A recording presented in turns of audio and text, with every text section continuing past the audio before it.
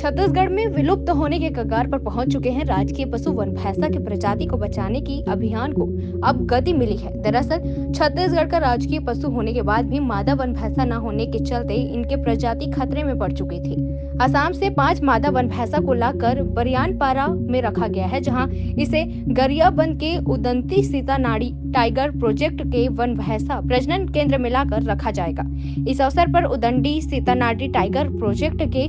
उपनिदेशक वरुण जैन ने बताया कि आगामी समय में जल्द ही उदंती सीतानादी के बाड़े में स्थित 6 वन भैंसों को कॉलर आईडी लगाकर जंगल में स्वतंत्र वितरण के लिए छोड़ दिया जाएगा।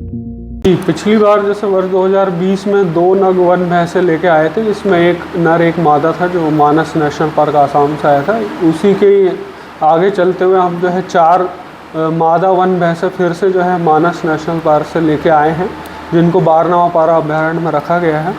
इसमें अभी जो कंजर्वेशन ब्रीडिंग प्लान जो बना है, उसमें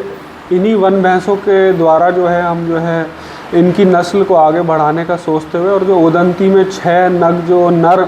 वन भैंसे हैं उनके जो है उनसे जो संतान उत्पन्न होने के बाद जो है इनको स्वच्छंद वितरण करने जो है छोड़ा जाएगा। और कोशिश ये भी है कि अभी आने वाले मानसून में ही जो हमारे उदंती में जो F2 और F3 जनरेशन जो रखा है, उनको भी जो है हम जल्द से जल्द 8 से 10 वन भैंसों को कॉलर आईडी लगा के जो उनको स्वच्छंद वितरण के लिए यहीं छोड़ेंगे उदंती में। इसका प्रयास वही कर रहे हैं कि हम उनको जो है उदंती लाया जाए,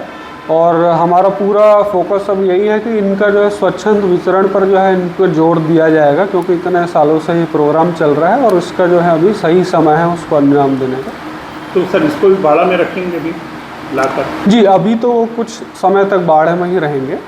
ताकि वो हैबिचुएट हो जाए यहाँ के एनवायरनमेंट। सर उदंती